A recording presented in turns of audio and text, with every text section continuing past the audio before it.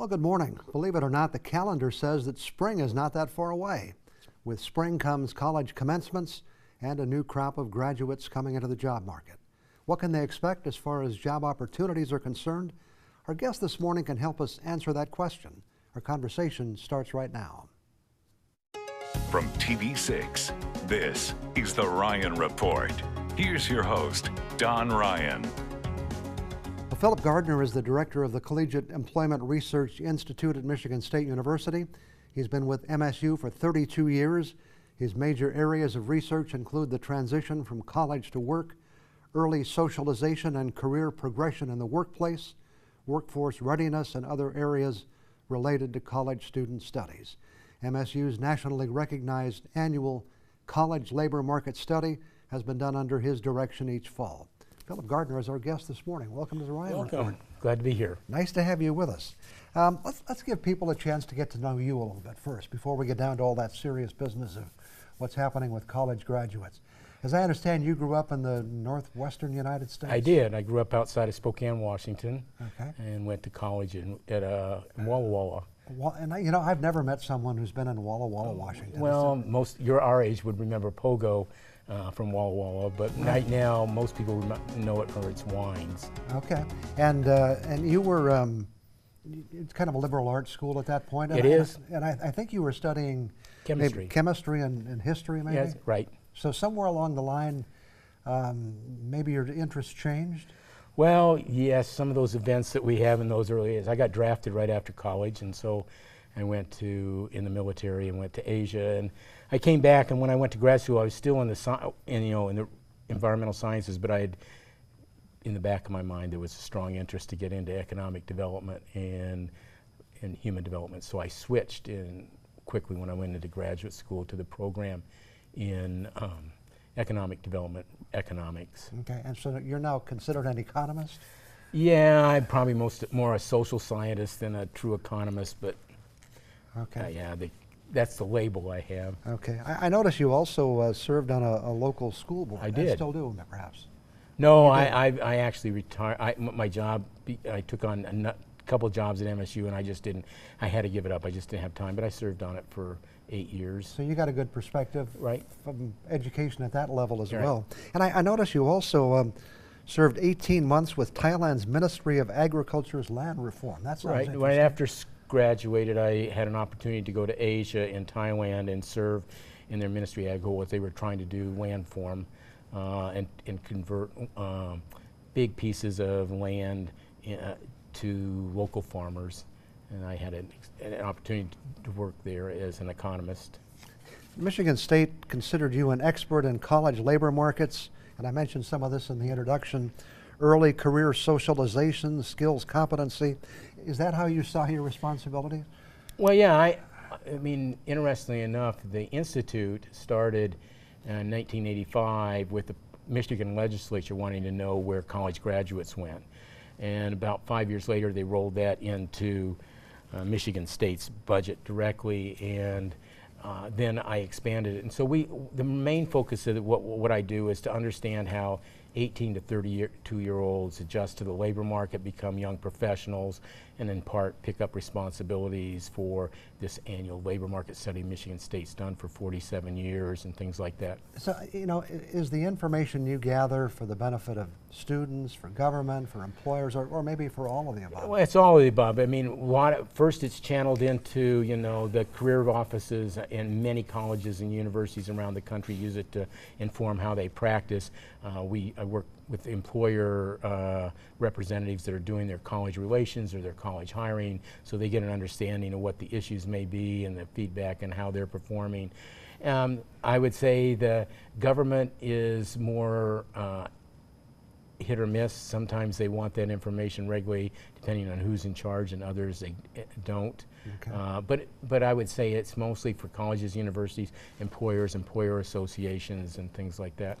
And as you talk about the prospects for college graduates, there was some information in your report about the general status of kind of the job outlook, and I think there's a statement that we've had 7 years of expanding job opportunities never witnessed such a stretch. Yeah, well, I mean, we've been expanding since the academic year 2010-11, which, and now, so it's 8 years of steady job growth. In fact, the last 4 have been rather spectacular job growth. And we've never had, since in the 1950s, had a period that has extended so long. And the national labor market's now in a very extended job growth period, with the exception of last fall with the weather events. Are those statistics employment at all levels? Are we talking mainly about college graduates? I'm only dealing with college graduates, and I'm only talking about new college graduates in this report. So what's the labor market for the kids that are going to graduate? So it's a very tiny sliver of the big labor market.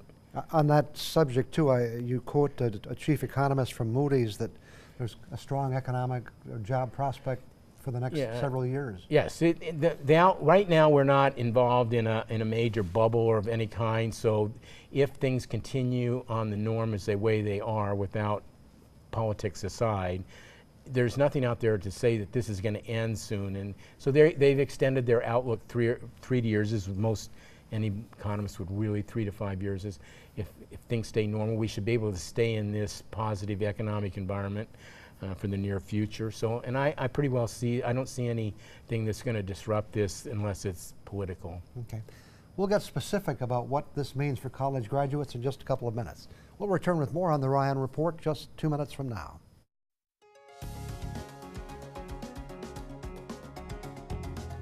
Our guest this morning, once again, is Dr. Philip Gardner from Michigan State University. I know there are a lot of projects you've gotten involved in over the years and currently, but one of the big ones is this annual report you do, and the most recent one is called The Hiring Outlook for the Class of 2017-18, and of course, Correct. Earlier reports just changed the years.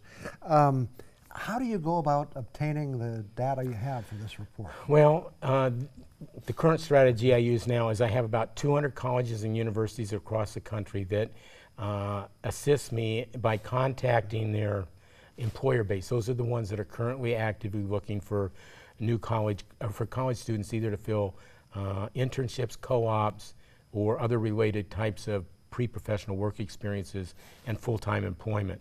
And the reason I do that is if I use just my a limited base, I get big national employers like the Fortune 500 companies, but most of the companies that are hiring on college campus are smaller employers.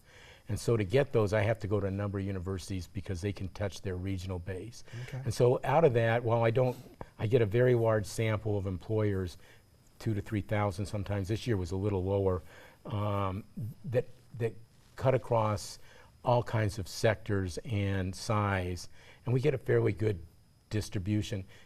Not easy to generalize often from it, but it gives us a way to tell a story. It's a pretty strong sample. And I think it was like 3,400 respondents yes, in the current that report. were looking for full-time employers. And what's interesting out of that is only about 2,200 of them could give me data, because a lot of them, even though it's September and they're actually out there actively recruiting new talent, they don't know how many people they're going to be hiring this year. Do we have any idea what 3,400 represents as far as the whole ground? Oh, yeah. I mean, it's a small. I mean, we have.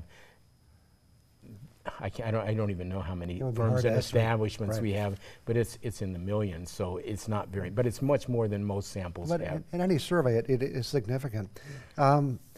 Of your respondents, it says 82% hired at least one college graduate during the last school year. Yeah. So why that's important is in the early stages of this long recovery that we've talked about, what happened was a portion of the employers would come in and hire 1 year, and then they would not hire the next year, and then a different third would come in, and it went like that until the last 3 or 4 years. And what's happened is we've seen more and more now hiring year after year after year. It's over 50%. So that really means that there's a lot of juice in the economy, is that these people are now in there every year looking for people, so they've expanded out their pool rather than having to deal in the early years with a few ready to hire, and then they hire, and then they wait to hire again, and then a different set come in. So the dynamics over the last 4 years have really changed into a really sustained wave of looking for new college hires. And obviously there are many factors, but in your report you kind of boil it down to the main factors being turnover, organization growth, and retirement as strong factors. Right. The strongest one, and it's kind of peaked out now, has been or just the growth. I think there has been a lot of growth in the economy that we just didn't get nationally prominent particularly in local, and we've done well in Michigan too. And that's picked up, this survey picked up that. And then what's really been impactful the last 4 years is this dramatic increase in turnovers as people began to realize other opportunities in other organizations, took new jobs other places, and companies have had to backfill. Retirements have not been the big kicker that we always thought it was. It's out there. Some sectors are under a lot of pressure, but we certainly haven't had the wave of job opportunities from boomers retiring. It's been pretty, employers have handled that in different ways. So that hasn't come to the war that everybody thought. If you read the literature from 15 years ago, we thought by now we'd be in this terrible, terrible situation. Retirements haven't played out quite that way. You know, and again, we can only skim the surface of the report, but obviously it varies from not company to company, but industry group to industry group. Yeah, I mean, there's a lot of dynamics that you would expect from industry to sector. The good news is that most every sector, major sector in the economy is moving in the right direction. I mean, we still have problems in oil and gas exploration. It's slowly recovering. Construction, which is lagged, is just taken off big time as it's catching up. But then you have anomalies, like in manufacturing is strong overall, but automobiles was soft this year as kind of the sales peaked, and so they pulled back production, so they slowed down hiring a little bit. And so those anomalies are in there. But the big sector is that business, professional business and scientific services, which is still very, very strong, and that's where most college graduate hiring is. So a lot of it does have to do then with some growth in the economy. It is. And it was kind of interesting, and again, I don't recall all the details, but some industries are much more susceptible to turnover, it seems. Well, certainly there's a lot of turnover, and you would, in the normal places most people would expect, like in hospitality and in the restaurant, in accommodations, there's certainly a lot of turnover. Surprising there's turnover in healthcare. But we were even find it high in places like the professional services where there seems to be a lot of turnover from everything from accounting to marketing, research, to all kinds of jobs. So there is turnover going on. As far as demand for graduates, there appears to be kind of a big three, is that right? I think it was engineering. Well, okay, so the big three, you get engineering, computer science, and some business, particularly accounting. But those are the ones that dominate college hiring. They always have. They've been there since the 50s, and most of we take our cues off of. When you take those out, you look at what's going on. There's employment opportunities across the board for all kinds of majors if, in fact, the students are ready to enter the labor market. Okay, we'll follow up on that in just a couple of minutes. We have to take one more break. We'll be back with more on the Ryan Report in just 2 minutes.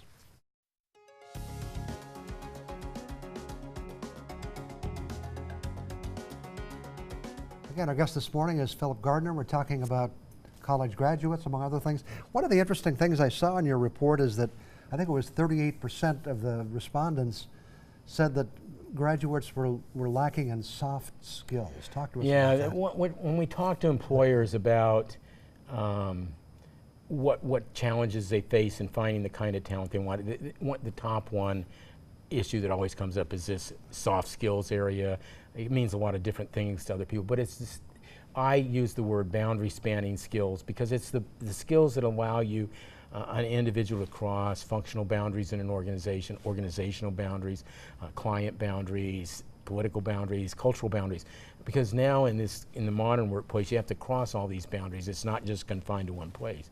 So it requires these advanced communication skills, empathy, listening, good communication skills, teamwork skills, cultural awareness and ability to deal with work with people that are different than yourselves, project management, critical thinking. These are all broader skills that allow you to function across things.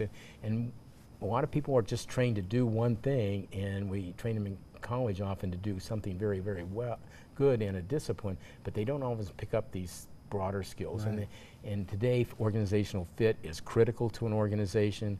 It's the one way that they're trying to build and get the right people so they can build in a new concept of loyalty and have longer term employment. So yeah, they're critical skills, and and they always will be lacking. There's just, because it takes time to develop them, and 22-year-olds don't have them well developed all the time. Can the educational system do some Well, things? the educational system doesn't necessarily teach these in the classroom. What they have to do is create learning situations and engagement in learning in multiple contexts, and not just in the classroom, in the workplace, in other places, so students begin to rely on those.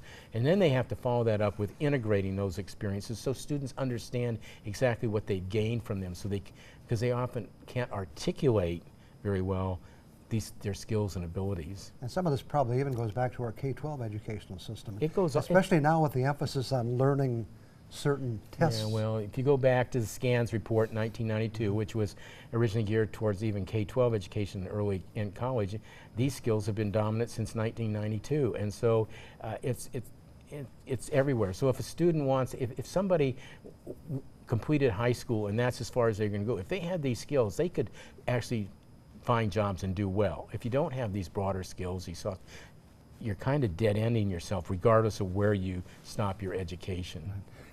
We have only a few minutes. You know, if you were recommending to young students now, as far as areas they should be looking at, what would you recommend? Well, the first thing I tell any young person, particularly in K-12, is find out what your interests are. I mean, you're not compelled to get a four-year degree. Our number one area that we can't find enough talent is in the skilled trades and the technical trades that are really a two-year programs and things that can build you a solid working foundation. And then if you want to go on, you need to go on for a four-year degree, you have solid financial backing behind you. I also think that, yes, there's a lot of opportunities. There'll always be opportunities in computer IT. It doesn't fit everybody. So my bottom line is to students is you need to major in what you're really interested in, get you up every morning and you want to learn it. And then but your commitment to that means that you do the things you have to do to prepare yourself to transition. You have to get work experience. You have to begin engaged. You can't just expect your classes and your diploma to get you a job. It takes planning, and it takes experiences, and it takes a job search takes preparation, and it means that you have to go out and talk to people and meet people and put yourself out there. And we're not doing a very good job we're doing a good job in some places and not other places on doing that. And so, yeah, I think there's going to be an incredible amount of opportunity for any young person out there, but it's going to require a different mindset going to school, and it's going to require them to do some things that they wait until the very last minute to do that they can't do anymore. It kind of goes back to that soft skills thing. Yeah, it too. goes, well, a lot of it is immersed in the soft skills stuff. And you know, business, we talk about business degrees, but business covers such a wide variety of Business degree in and of itself doesn't lead very, I mean, it opens a door, but it doesn't propel you down a path unless you build on it. And a lot of business students just say, I got a business diploma, I want to and get a business degree, and then they kind of careers dead end. So you got to be aware that the number one most important thing about education, learning today is that it's a 24/7 investment. You get a degree, it doesn't stop there. That's just the starting point. It's just the initial investment. Because with the world we see coming and the workplace we see coming, it's going to involve learning all the time. it never ends, right? It never ends. And the idea and that's a whole way we have to, that's something that we have to embed in students, K-12, college, that it's fun and there's great ways to learn, and you have to find the right, because it's not going to stop. Okay, that's a great message to close on. That's all the time we have. Thanks for coming on. I really appreciate it. Okay, good. I'll be back with some other thoughts for you after we take this break.